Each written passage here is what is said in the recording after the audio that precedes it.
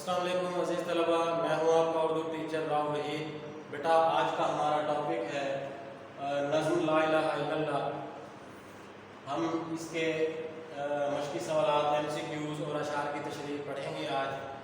تھوڑا سا بتاتا چلوں کہ نظم لا الہ الا اللہ کے شاعر جو ہیں ڈاکٹر علامہ محمد اقبال ہیں، اور ان کا پیغام اس نظم میں یہ ہے کہ دین اسلام کے بنیادی اصولوں کے مطابق اللہ تعالیٰ کی اطاعت کرنا، اور دوسرا اس میں تصور خودی کی پہچان کا بتایا گیا ہے اس نظم میں کہ مسلمان پر کس طرح سے لازم ہے کہ وہ اپنے آپ کی پہچان کرے۔ تو ہم سب سے پہلے مشقی سوالات دیکھیں گے۔ پہلا سوال ہے ہمارا کہ مرد مومن کی خودی کا راز کس کلمہ میں پوشیدہ ہے؟ مرد مومن کی خودی کا راز کس کلمہ میں پوشیدہ ہے؟ اس کا جواب ہے کہ مرد مومن کی خودی کا راز کلمہ طیبہ کے پہلے حصے لا الہ الا اللہ میں پوشیدہ ہے۔ دوسرا سوال ہے نظم کے دوسرے شعر میں حضرت ابراہیم کے کس واقعہ کا حوالہ دیا گیا ہے؟ اس کا جواب ہے کہ جب حضرت ابراہیم علیہ السلام کی بستی کے لوگ شہر سے باہر میلہ دیکھنے گئے تو حضرت ابراہیم علیہ السلام نے جا کر بتکدے میں جا کر تمام بتوں کو توڑ دیا اور بڑے بت کے کندھے پر کلہاڑا رکھ دیا۔ یہ اسی واقعے کی طرف اشارہ ہے۔ تیسرا سوال ہے فریب سود و زیاں سے کیا مراد ہے؟ اس دنیا میں ہونے والا عارضی فائدہ اور نقصان ایک دھوکہ ہے اور اصل زندگی آخرت کی زندگی ہے۔ چوتھا سوال ہے شاعر نے بتانے وہم و گمان کس چیز کو قرار دیا ہے؟ اس دنیا میں کی جانے والی دوستیوں، رشتہ داریوں اور مال و دولت کو وہم و گمان قرار دیا ہے کہ یہ سب عارضی ہیں اور اصل زندگی آخرت کی ہے۔ اور آخری سوال ہے کہ نظم کے آخری شعر میں ڈاکٹر علامہ محمد اقبال نے مرد مومن کو کیا پیغام دیا؟ اگرچہ دنیا میں برائی بڑھ چکی ہے، آپ کام جاری رکھیں اور لوگوں کو توحید کی طرف بلائیں۔ یہ آخری سوال تھا جس کا جواب میں نے پڑھا، اور اس کے بعد ہم دوسرا ہے ایم سی کیوز خالی جگہ پر کریں۔ تو دوسرا سوال جو ہے ہم وہ خالی جگہ پر کریں گے۔ پہلا ہے کہ کلمہ حق لا الہ الا اللہ میں خالی جگہ کا راز پوشیدہ ہے، تو اس خالی جگہ میں کیا آئے گا؟ خودی۔ کلمہ حق لا الہ الا اللہ میں خودی کا راز پوشیدہ ہے۔ دوسرا ہے اگر خودی کا خالی جگہ جاننا چاہتے ہو تو کلمہ حق کی حقیقت جاننے کی کوشش کرو۔ اگر خودی کا سر نہا جاننا چاہتے ہو، سر نہا کسے کہتے ہیں؟ پوشیدہ راز کو۔ خالی جگہ میں کیا آئے گا؟ سر نہا۔ تیسرا ہے یہ دور اپنے براہیم کی تلاش میں ہے، خالی جگہ میں کیا ہے؟ تلاش۔ چوتھے میں حضرت ابراہیم علیہ السلام نے صنم قدا کے سارے بت توڑ کر کعبۃ اللہ کو ان سے پاک کر دیا، تو خالی جگہ میں لفظ کیا آئے گا؟ صنم قدا۔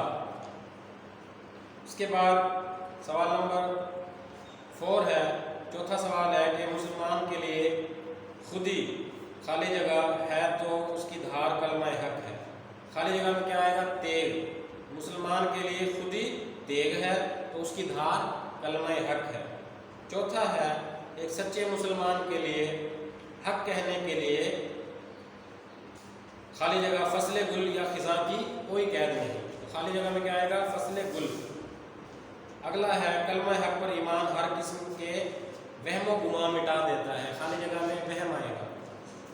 اگلا ہے 8واں تلوار کی تیزی اور کاٹ بڑھانے کے لیے جو آلہ استعمال ہوتا ہے اسے کہتے ہیں خالی جگہ فساں۔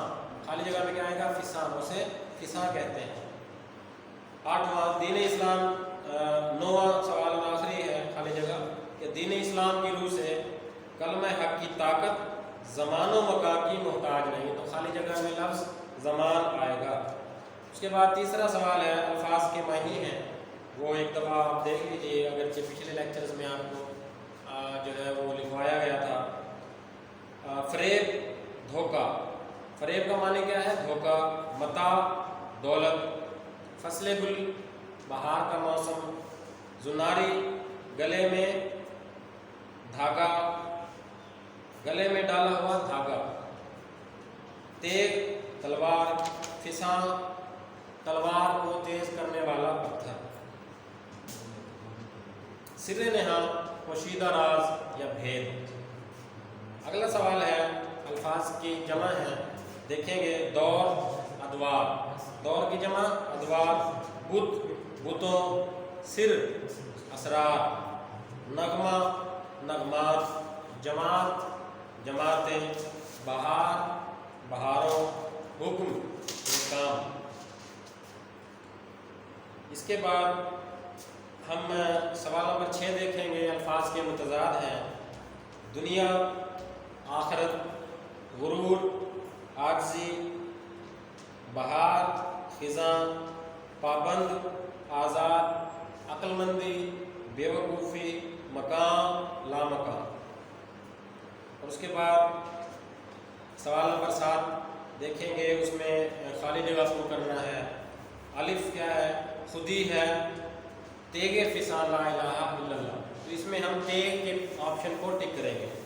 بے کیا ہے تو نے متاع غرور کا سودا. غرور کو ٹک کریں گے.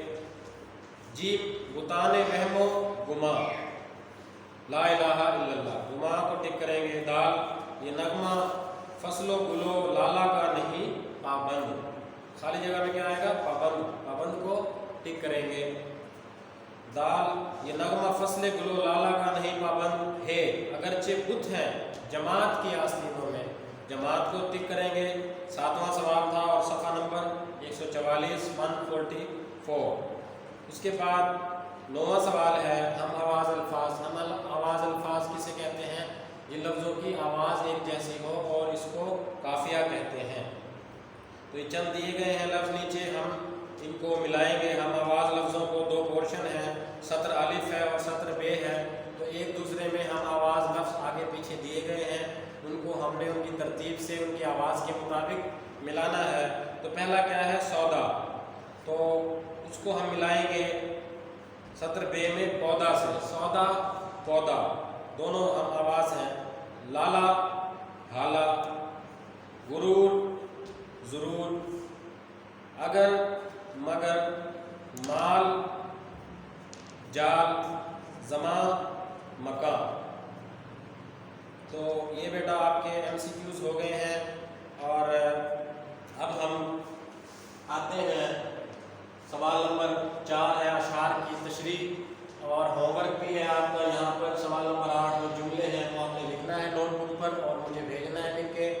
مرکزی خیال آپ نے اس نظم کا یاد کرنا ہے. تو ہم اس کے چند اشعار دیکھتے ہیں جس کی تشریح ہم دیکھیں گے کہ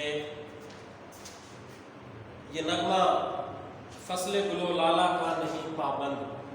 بہار ہو کے خزاں لا الہ الا اللہ. نغمہ گیت کو کہتے ہیں. فصل گل بہار کا موسم یا اچھا موسم. لالا ایک پھول کا نام ہے. خزاں اجڑا ہوا موسم، پت جھڑ کا موسم. تو اس کا مفہوم یہ ہے کہ یہ جو لا الہ الا اللہ کا نغمہ ہے، یہ کوئی بھی موسم ہو، بہار کا موسم ہو یا خزاں کا موسم ہو، یہ نغمہ موسموں کا پابند نہیں ہے. یہ اس شعر کا مفہوم ہے. اور آپ اس کی تشریح دیکھیں گے کہ علامہ اقبال ہمیں اس شعر میں کیا پیغام دیتے ہیں، ہمیں کیا بتانا چاہ رہے ہیں، کیا سمجھانا چاہ رہے ہیں. انہوں نے ہمیں اس شعر کے ذریعے یہ بتایا ہے کہ یہ جو نغمہ ہے، یہ جو گیت ہے، کون سا گیت؟ لا الہ الا اللہ کا گیت، جو ہمارے کلمے کا حصہ ہے اور بنیادی جزو ہے کہ اللہ تعالیٰ ایک ہے. اس میں کیا ہے؟ توحید کا پیغام شاعر دے رہا ہے اور ہمیں بتا رہا ہے کہ ایک مسلمان پر فرض ہے کہ وہ سب سے پہلے، اور اسلام کا بنیادی رکن بھی ہے توحید، اللہ کی وحدانیت کا اقرار، اللہ کے ایک ہونے کا اقرار. تو اس میں یہ بتایا گیا ہے کہ کوئی پرندہ بلبل جو ہے وہ فصل گل میں جب پھول کھلے ہوں باغ میں تو وہ چہچہاتا ہے، گیت گاتا ہے. تو ایک خاص موسم ہے اس میں وہ جب پھول کھلنے لگتے ہیں تو گیت گاتا ہے، لیکن مسلمان کے لیے کوئی موسم جو ہے وہ یا کوئی زمانہ یا کوئی وقت جو ہے اہمیت نہیں رکھتا، اس کے لیے تمام موسم تمام چیزیں ایک جیسی ہیں اور وہ تمام حالات میں پابند ہے لا الہ الا اللہ کا۔ جیسے حضرت امام حسین علیہ السلام نے مشکل حالات میں میدان جنگ میں بھی لا الہ الا اللہ کو نہیں چھوڑا، نماز کا وقت تھا تو انہوں نے تلواروں اور تیروں کے سائے میں اپنے خدا کو راضی کیا، نماز ادا کی، لا الہ الا اللہ کا نغمہ گنگنایا۔ تو یہی پیغام ہے کہ کوئی بھی موسم ہو، کوئی بھی وقت ہو، مسلمان پابند نہیں ہے، اس پر کوئی خاص موسم یا کوئی خاص وقت نہیں ہے جس میں وہ اس گیت کو گائے، بلکہ ہر موسم میں صبح و شام، مشکل میں، آسانیوں میں، اچھے حالات میں، برے حالات میں، امیری میں، غریبی میں، ہر حال میں وہ لا الہ الا اللہ کا پابند ہے۔ تو اگلا شعر ہم اس کا ایک اور دیکھ لیتے ہیں کہ فریب سود و زیاں لا الہ الا اللہ، یہ مال و دولت دنیا، یہ رشتہ و پیوند۔ اس شعر میں شاید دنیا کی بے ثباتی کا ذکر کر رہا ہے کہ یہ جو دنیا ہے، یہ جو دوستیاں ہیں، یہ جو رشتہ داریاں ہیں، یہ آپ کے لیے کوئی اہمیت نہیں رکھتی۔ انسان ان چیزوں کا گمان کرتا ہے اور ان کو یہ سمجھتا ہے کہ یہ میرے لیے بہت اہم ہے، لیکن یہ اہم نہیں ہے، یہ دنیا کے عارضی چیزیں ہیں، یہ یہیں پر اختتام پذیر ہو جائیں گی، یہیں ختم ہو جائیں گی۔ تو اصل جو ہے وہ آخرت کی زندگی ہے۔ ہمیں دنیا اور ان دنیاوی رشتوں پر جو عارضی معاملات ہیں ان پر ہرگز توجہ نہیں دینی چاہیے، بلکہ ہمارا لب لباب، ہمارا مقصد اللہ تعالیٰ کی اطاعت، اللہ تعالیٰ کے بتائے ہوئے احکامات کی پیروی کرنا اور آخرت کی فکر کرنا، اور یہ سمجھنا کہ جو زندگی آخری ہے وہ آخرت کی ہے، اور جو ہم یہاں پر اعمال کریں گے ہمیں اس کی فصل وہاں پر جو ہے وہ کاٹنی ہوگی اور ہمیں وہی ملے گا۔ تو علامہ اقبال کا پیغام بنیادی طور پر کیا ہے اس نظم میں؟ اللہ تعالیٰ کی وحدانیت کا اقرار اور اس کے احکامات کی پیروی۔ تو بیٹا آج کا یہ ہمارا ٹاپک نظم لا الہ الا اللہ آپ نے پڑھا سنا، امید ہے آپ نے یہ چیزیں سمجھ لی ہوں گی۔ اگر پھر بھی کوئی مشکل وقت ہو، مشکل آپ کو پیش آ رہی ہو تو آپ اس سے واٹس ایپ کی صورت میں رابطہ کر سکتے ہیں۔ بہت شکریہ، اللہ حافظ۔